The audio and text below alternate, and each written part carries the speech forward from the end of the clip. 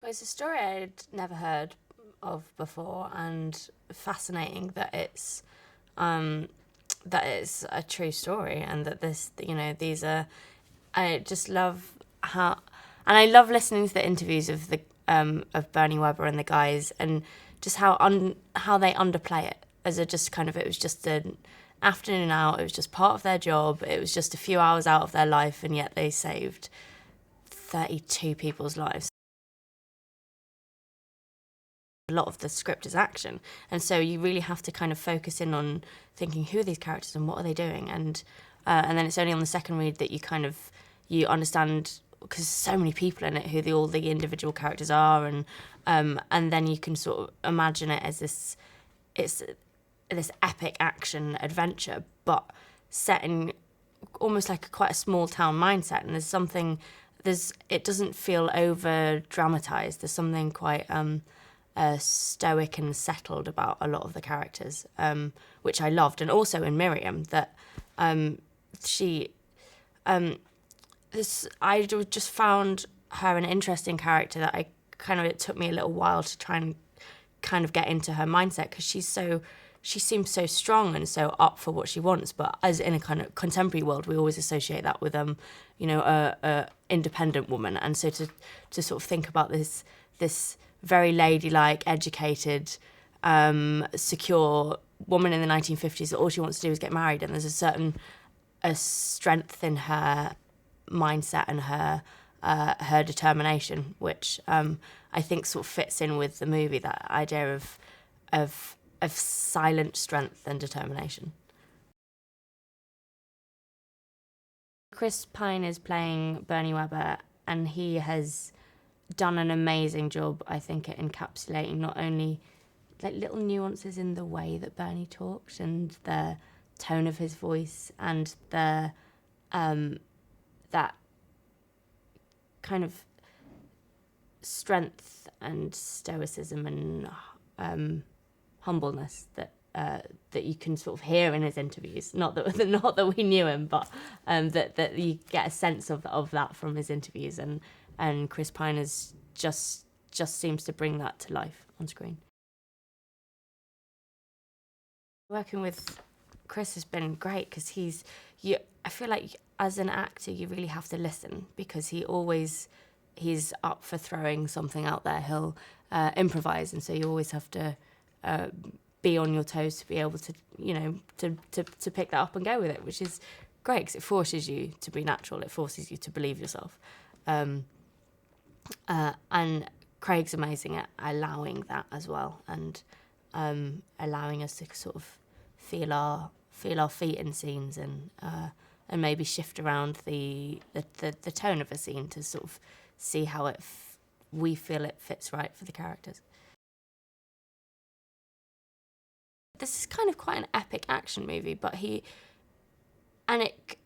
could be scarily over-sweetened or over-dramatised, and I think that I really get a sense from Craig that he's reining it in and pulling down. So Bernie and Miriam, they're the sweetest couple in the world in this, but he never lets it get too sweet. It's kind of, he's really aiming for that kind of composed, almost stoicism, which feels right. It feels like you can get the sense of that kind of small town fishing village in it, because there's almost this an aspect that when you're living in such harsh environmental conditions, there's kind of a strength and a composure that you have to have as a person, and I feel like Craig's managing to capture that atmosphere in it.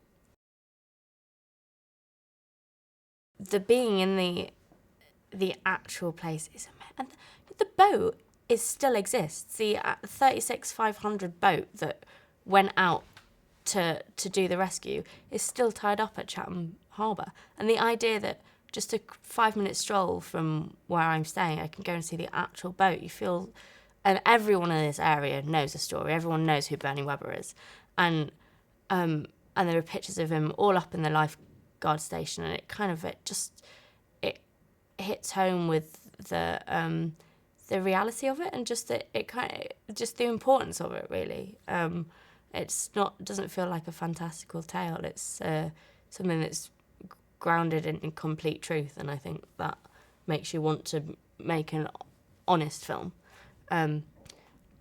Yeah, being able to get in an actual 1950s car and drive up to an actual Coast Guard station that was actually there in the 1950s, and get out and I completely believe that the fake snow we've got everywhere is actually real because it's that cold. It's so much easier to get lost in it for a second. It's about the idea of is it doing your job, or is it like, what is your job when you're someone that saves lives? It's like, what do you value more highly, your own or the idea of saving other people? And because it was so dangerous for these four men to go out on this rescue, and some people were suggesting they shouldn't. They could have easily pretended to get lost before they got out there, but they didn't. They have their own human integrity and have gone out and done their job and saved these lives. And I think there's something, when any of the guys have talked to any of the actual Coast Guards, they're just so humble in the way that they talk about it. They don't think of it as that they saved these 32 people. They think of it that they were just doing their job, and their job is just to save lives. And it was just another 2 hours or 3 hours out of their afternoon, when in actual fact there's 32 people that wouldn't have been around and had families of their own if it wasn't for the bravery of these men.